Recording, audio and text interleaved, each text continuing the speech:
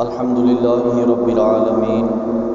والصلاة والسلام علی سید الانبیاء والمرسلین اما بعد فاعوذ باللہ من الشیطان الرجیم بسم اللہ الرحمن الرحیم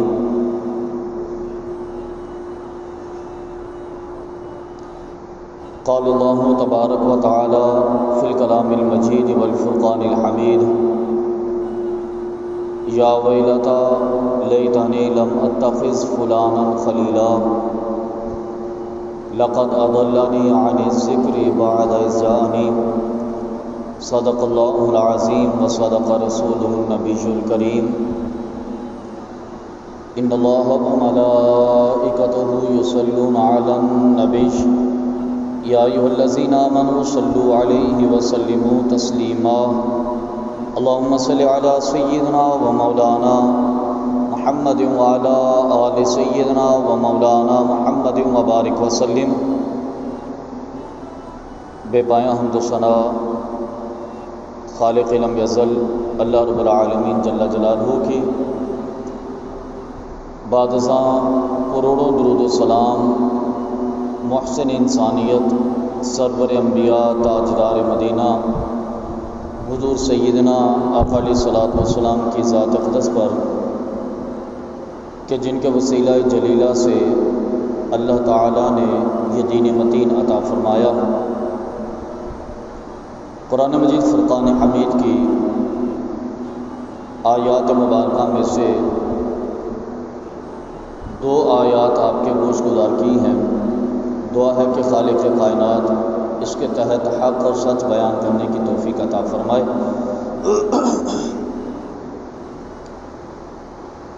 دنیا میں ہم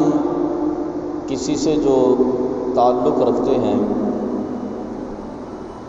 یہ تعلق اس دنیا میں بھی کام آتا ہے اور یہی تعلق کل بروز قیامت بھی کام آئے گا، بلکہ اس تعلق کا ایک گہرا رشتہ ماضی کے ساتھ بھی ہوتا ہے۔ نبی کریم صلی اللہ علیہ وسلم نے ایک مقام پر ارشاد فرمایا کہ جن لوگوں کا دنیا میں آپس کا تعلق ہوتا ہے تو در حقیقت ان کا تعلق عالم ارواح میں ہوتا ہے، یعنی کہ اللہ رب العالمین نے کن فرما کر جتنی روحوں کو تخلیق فرما دیا ہے اور وہ روحیں عالم ارواح میں موجود ہیں، وہ اپنے وقت پر دنیا میں تشریف لاتی ہیں، تو وہ روحیں جو عالم ارواح میں موجود ہیں وہاں ان کا آپس میں ایک تعلق ہے، ان کی آپس میں دوستی ہے روحوں کی۔ جن روحوں کی وہاں پر دوستی ہوتی ہے دنیا میں آنے کے بعد بھی ان کی دوستی ہوتی ہے، اور جن کی دنیا میں آنے کے بعد دوستی ہوتی ہے ان کی آخرت میں بھی دوستی ہوتی ہے، اور ان کی دوستی کا تعلق جنت تک بھی ہوتا ہے، جہنم تک بھی ہوتا ہے۔ یہ بڑا گہرا تعلق ہے، بڑا پرانا تعلق ہے۔ اب جس کی عالم ارواح میں دوستی تھی، عالم ارواح میں تعلق تھا، دنیا میں کچھ ایسے اسباب بن جاتے ہیں، دنیا میں کچھ ایسے معاملات بن جاتے ہیں کہ وہ آپس میں دوست ہو جاتے ہیں۔ کوئی ملک کسی خطے سے آتا ہے، کوئی دوسرے خطے سے آتا ہے اور آپس میں جا کر ایک دوسرے سے ملاقات ہوتی ہے اور اس طرح کا تعلق قائم ہو جاتا ہے کہ گویا کہ سمجھ میں آتا ہے کہ کبھی تفریق تھی نہیں آپس میں۔ یہ تعلق در حقیقت عالم ارواح کی دوستی کا تعلق تھا۔ پھر اس کے بعد جب دنیا میں تعلق قائم ہوتا ہے تو دنیا کے تعلق کے جو نفع نقصان ہوتے ہیں اس کا تعلق پھر آخرت کے ساتھ ہوتا ہے۔ اگر اچھے آدمی کے ساتھ دوستی کی جائے گی تو دنیا میں فائدہ ہوگا، آخرت میں بھی فائدہ ہوگا۔ اگر برے آدمی کے ساتھ دوستی کی جائے گی تو دنیا میں بھی نقصان ہوگا، آخرت میں بھی نقصان ہوگا۔ ایسا نہیں ہے کہ ہم نے عمومی نظر سے کسی کو دوست بنا لیا اور یہ تصور کیا کہ تھوڑا سا وقت گزارنا ہے، گزر جائے گا۔ نہیں، یہ وقت گزارنے کی علامت نہیں ہوتی، بلکہ یہ دوستی اللہ کی بارگاہ میں کامیابی یا ناکامی کی علامت ہوتی ہے۔ وہ بندہ اللہ کی بارگاہ میں عذاب لے گا یا اللہ کی بارگاہ میں ثواب لے گا، اس کا دونوں کا تعلق ہوگا اس کے ساتھ۔ قرآن پاک میں بھی اللہ رب العالمین نے اس کے بارے میں ارشاد فرمایا کہ وہ شخص جسے بری دوستی کی وجہ سے جہنم میں ڈالا جائے گا، جو بری تعلق کی وجہ سے اللہ کے عذاب کی گرفت میں آ جائے گا، وہ اللہ کی بارگاہ میں عرض کرے گا یا ویلتا لیتنی لم اتخذ فلانا خلیلا، بڑا تعجب سے چیخے گا، روئے گا کہ ہائے افسوس،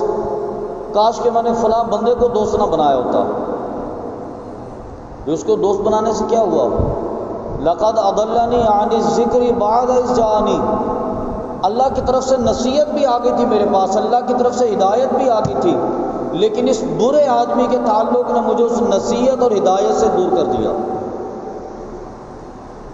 اور نبی کریم صلی اللہ علیہ وسلم کی حدیث مبارکہ ہے، کریم آقا صلی اللہ علیہ وسلم نے ارشاد فرمایا کہ اچھے آدمی کی مثال اس شخص کی طرح ہے جس کے پاس ایک مشکیزہ خوشبو کا ہو۔ اچھے آدمی کے ساتھ تعلق اور دوستی کی مثال اس بندے کی طرح ہے جس کے پاس ایک مٹکا، ایک مشکیزہ خوشبو کا ہو۔ فرمایا کہ جب تم اس کے پاس جا کے بیٹھو گے، سب سے پہلے تو وہ صلہ رحمی کرتے ہوئے، وہ محبت کرتے ہوئے تھوڑی سی خوشبو نکال کے تمہیں دے دے گا۔ فرمایا کہ اگر وہ خوشبو نہیں دے گا تو پھر تم اس سے مانگو گے، وہ پھر تمہیں دے دے گا۔ لیکن یہ بھی نہیں ہوا، تم نے اس سے مانگی نہیں، اس نے دی نہیں، تو فرمایا کہ خوشبو خود بخود مٹکے سے اڑ کے تمہارے ناک تک پہنچ جائے گی۔ خوشبو کو تو نہیں روکا جا سکتا، اس کو تو قید نہیں کیا جا سکتا۔ فرمایا کہ وہ خود اڑ کے تمہاری ناک تک پہنچے گی۔ یعنی کہ اس کی تشریح کرتے ہوئے علماء کرام نے فرمایا کہ اچھے آدمی کے ساتھ اگر آپ کا تعلق ہو گیا، اچھے آدمی کے ساتھ اگر آپ کی دوستی ہو گئی، تو اس سے فائدہ یہ ہوگا کہ جب آپ اس کے پاس جا کے بیٹھیں گے، وہ سب سے پہلے آپ کو کہے گا میرے بھائی آپ کے اندر فلاں فلاں غلط عادات ہیں، دین کے مخالف عادات ہیں، اسے چھوڑ دیں، آئیں اللہ کی بارگاہ میں نماز کے لیے چلتے ہیں۔ وہ خود آپ کو لے کے چلے گا نماز پڑھنے کے لیے، وہ خود آپ کو دعوت دے گا چلو اللہ کی بارگاہ میں اطاعت کے لیے۔ اگر ایسا نہ ہوا، اس نے آپ کو دعوت نہ دی، تو دوسرا جو جملہ ارشاد فرمایا کہ تم اس سے مانگو گے اور وہ تمہیں دے دے گا، تم اس سے خوشبو مانگو گے وہ تمہیں دے دے گا۔ تو اس کا مطلب یہ ہے کہ اگر وہ تمہیں نماز کی دعوت نہیں دیتا، وہ تمہیں کہتا ہے کہ چلو بیٹھو میں نماز پڑھ کے آتا ہوں،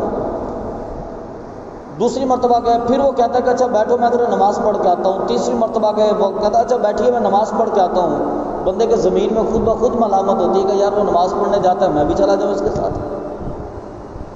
یا تو وہ دعوت دے گا کہ چلیں نماز پڑھنے کے لیے چلتے ہیں، اگر ایسا نہیں ہوتا تو فرمایا کہ اگر وہ نماز پڑھنے کے لیے جائے گا تو تمہارے ضمیر میں خود ملامت ہوگی کہ مجھے بھی جانا چاہیے۔ اگر ایسا نہیں ہوتا، نہ وہ دعوت دیتا ہے نہ تم خود جاتے ہو، تو فرمایا کہ کم سے کم جتنا وقت تم اس کے انتظار میں بیٹھو گے گناہوں سے محفوظ رہو گے۔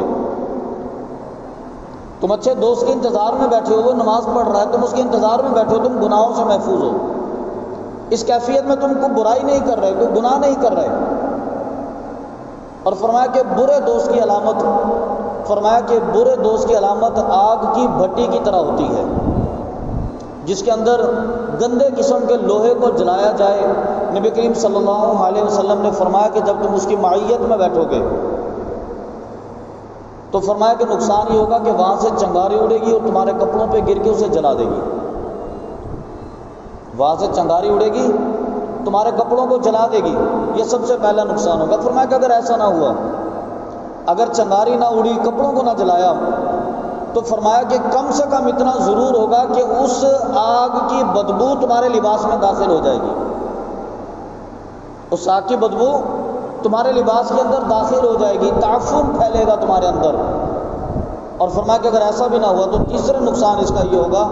کہ اس آگ کی وجہ سے گرمی ہوگی، حدت ہوگی، وہ تمہارے جسم کو جلائے گی۔ برے آدمی کی دوستی کے نقصان ہوتے ہیں، یعنی کہ اگر تم اس کے پاس بیٹھو گے، وہ شراب پیتا ہے، وہ فحش حرکتیں کرتا ہے، وہ فحش گفتگو کرتا ہے، فرمایا کہ وہ تمہیں بھی راغب کرے گا کہ آؤ شراب پیو میرے ساتھ، وہ تمہیں بھی کھینچے گا کہ آؤ زنا کرو میرے ساتھ، وہ تمہیں بھی کھینچے گا آؤ اللہ کی نافرمانی کرو میرے ساتھ۔ فرمایا کہ اگر ایسا نہ ہوا، اس نے تمہیں دعوت نہ دی، تو اس کے پیتے پلاتے کبھی تمہارا شغف بھی اس کی طرف بڑھے گا کہ دیکھو نشے میں لذت کتنی ہوتی ہے، یہ شراب پیتے اس کو مزہ کتنا آتا ہے، یہ دیکھنے کے لیے تم بھی شراب پیو گے، تم بھی شراب کی طرف کشش محسوس کرو گے۔ اور فرمایا کہ اگر دوسرا نقصان یہ نہ ہوا، نہ اس نے دعوت دی، نہ تم نے کشش محسوس کی، وہ جو آقا علیہ السلام نے فرمایا نا کہ آگ کی بھٹی کی حدت تمہارے جسم کو پسینے سے شرابور کر دے گی، تو اب یہاں پر یہ کیفیت ہوگی کہ اس کے ساتھ بیٹھنے سے تمہارا دل مر جائے گا، اب تمہیں خوف خدا یاد نہیں رہے گا، اللہ رب العالمین کے دین کے احکامات یاد نہیں ہوں گے، اللہ کی اطاعت اور فرما برداری یاد نہیں ہوگی۔ یہ برے آدمی کے ساتھ دوستی کا تعلق ہوتا ہے، اس کا نقصان ہی ہوتا ہے۔ تو گویا کہ برے آدمی کے ساتھ اگر دوستی قائم کی جائے اس کا نقصان بھی دین کے معاملے میں ہوتا ہے، اور برے آدمی کے ساتھ اچھے آدمی کے ساتھ دوستی قائم کی جائے تو اس کا فائدہ بھی دین کے معاملے میں ہوتا ہے۔ اور نبی کریم صلی اللہ علیہ وسلم نے اس کی مثال دے کر یہ سمجھا دیا کہ دنیا میں ہم جس تعلق کو ایک عام سا تعلق سمجھتے ہیں، ہم وقت گزاری کا ذریعہ سمجھتے ہیں کہ دکان پر بیٹھے تھے، چلو کسی کے ساتھ وقت گزارنے کے لیے بٹھا لیا ساتھ اس کو، پارک میں جا کے بیٹھ گئے تو کسی کو وقت گزارنے کے لیے ساتھ بٹھا لیا۔ فرمایا کہ کسی مقام پر سفر کر رہے تھے اور کسی کو سفر میں وقت گزارنے کے لیے ساتھ بٹھا لیا، ہمارا تو مقصد ہی ہوتا ہے، لیکن فرمانے ہم نشین کا اثر اس کے اندر آ جاتا ہے، جس کے ساتھ آپ بیٹھتے ہیں اس کا اثر اس بندے کے مزاج میں داخل ہو جاتا ہے، اگر وہ برا تھا تمہیں برائی کے راستے پہ لے گا، اگر وہ اچھا تھا تمہیں اچھائی کے راستے پہ لے کے جائے گا۔ اس لیے کسی سے تعلق بنانے سے قبل، کسی کے ساتھ دوستی کا ہاتھ بڑھانے سے قبل آپ اس بندے کا جائزہ لے لیں کہ یہ بندہ ہے کس مزاج کا۔ اور پھر نبی پاک صلی اللہ علیہ وسلم نے دوستی کے اصول بیان کرتے ہوئے فرمایا کہ اپنے دوست کے ساتھ 3 معاملات کبھی نہ کرنا۔ یا علیہ الصلوۃ والسلام نے دوستی کے اصول سکھائے، ہمارے ہاں تو دوستی کا کوئی اصول نہیں ہوتا نا، تو سرکار نے فرمایا کہ دوستی کے اصول ہوتے ہیں۔ آپ نے فرمایا کہ سب سے پہلے تو اپنے دوست کے ساتھ بحث نہ کرو، یہ سب سے پہلا اصول ہے، اپنے دوست کے ساتھ بحث نہ کرو، بس اس نے جو کہہ دیا ٹھیک ہے، اس کے ساتھ مقابلہ نہیں ہونا چاہیے۔ دوسرے نمبر پر نبی کریم صلی اللہ علیہ وسلم نے فرمایا کہ دوست کو دھوکہ نہ دو، دوست کو دھوکہ نہ دو۔ تیسرے نمبر پر نبی کریم صلی اللہ علیہ وسلم نے فرمایا کہ دوست کی غیبت نہ کرو۔ لیکن ہمارے ہاں یہ سارے کام ہوتے ہی دوست کے معاملے میں، ہم نے دھوکہ بھی دوست کو دینا ہے، غیبت بھی دوست کی کرنی ہے۔ اگر حضرت علی رضی اللہ تعالیٰ عنہ کا فرمان ہے، آپ فرماتے ہیں کہ اگر دوست میں کوئی برائی دیکھو تو اس کو متنبہ کرو، اور حضرت فاروق اعظم رضی اللہ تعالیٰ عنہ نے تو فرمایا کہ میرا دوست وہی ہے جو مجھے برائی پر آگاہ کرتا ہے،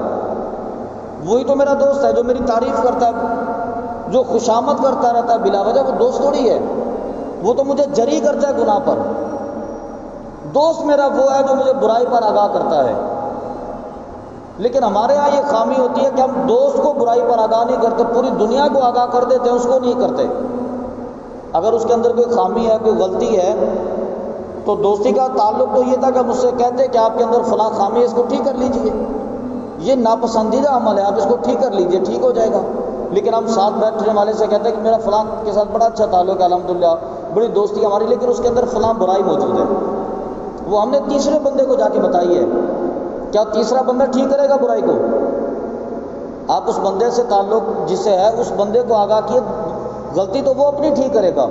ہم نے تیسرے کو بتا دیا، چوتھے کو بتا دیا، پانچویں کو بتا دیا، 10ویں کو بتا دیا، پورے محلے کے اندر ہم نے خبر پھیلا دی کہ میرا فلاں کے ساتھ تعلق ہے لیکن اس کے اندر فلاں برائی ہے،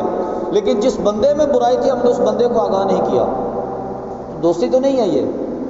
یہ تو دشمنی ہو گئی، آپ نے تو اس کو بدنام کر دیا، اس کی بدنامی کے جھنڈے پورے محلے کے اندر لگا دیے۔ تعلق تھوڑی ہے یہ، تعلق یہ ہے کہ اپنے دوست کو آگاہ کیا جائے، اس کو سمجھایا جائے کہ فلاں خامی ہے، اس کو دور کیا جائے۔ یہ نبی کریم صلی اللہ علیہ وسلم کا فرمان ہے۔ اور نبی کریم صلی اللہ علیہ وسلم اپنے ایک صحابی کے ساتھ تشریف لے جا رہے تھے، آقا علیہ السلام نے جو میانہ روی کا مثال ایک درس دیا دوستوں کے اندر، آقا علیہ السلام ایک صحابی کے ساتھ تشریف لے جا رہے تھے، ایک جنگل سے گزرے تو آقا علیہ السلام اپنی سواری سے نیچے اترے، آپ نے 2 مسواکیں تیار کی، ان میں سے ایک مسواک ذرا ٹیڑھی تھی اور ایک بالکل سیدھی تھی، تو نبی کریم صلی اللہ علیہ وسلم نے سیدھی مسواک اپنے صحابی کو دے دی اور ٹیڑھی اپنے پاس رکھ لی۔ تو انہوں نے نبی کریم صلی اللہ علیہ وسلم کی بارگاہ میں عرض کیا کہ حضور یہ والی آپ رکھ لیتے، یہ صاف ستھری ہے اور یہ سیدھی مسواک ہے۔ تو نبی کریم صلی اللہ علیہ وسلم نے فرمایا کہ میری اور تمہاری صحبت کا تعلق یہ ہے کہ میں تمہارے لیے وہ پسند کروں جو میں اپنے لیے پسند کرتا ہوں۔ مجھے یہ مسواک اچھی لگی تھی، میں نے تمہیں دے دی۔ مجھے یہ اچھی لگی تھی، میں نے تمہیں دے دی۔ کیونکہ تعلق اور دوستی اس بات کی ہے کہ جو مجھے اچھا لگے اپنے لیے میں تمہارے لیے اچھا کروں۔ تو عرض کی کہ حضور آپ تو امام الانبیاء ہیں، میں تو آپ کا خادم ہوں۔ آپ تو امام الانبیاء، میں آپ کا خادم ہوں۔ تو آقا علیہ الصلوۃ والسلام نے فرمایا کہ کل اللہ کی بارگاہ میں اس کے متعلق سوال کیا جائے گا، اور کیا تم نہیں چاہتے کہ میں اللہ کی بارگاہ میں سرخرو ہو جاؤں؟ تو گویا کہ ان تعلقات کے بارے میں اللہ کی بارگاہ میں پوچھا جائے گا۔ ہماری دوستی کن لوگوں کے ساتھ تھی، ہمارا اٹھنا بیٹھنا کن لوگوں کے ساتھ تھا، اللہ کے نیک لوگوں کے ساتھ تھا یا اللہ کے دشمنوں کے ساتھ تھا؟ ہمارا اٹھنا بیٹھنا دین کے راستے پر چلنے والوں کے لیے تھا یا ہمارا اٹھنا بیٹھنا دین کی مخالفت میں چلنے والوں کے لیے تھا کس کے ساتھ؟ جو کچھ بھی ہوگا اللہ کی بارگاہ میں سوال کیا جائے گا۔ اور نبی کریم صلی اللہ علیہ وسلم نے فرمایا کہ اللہ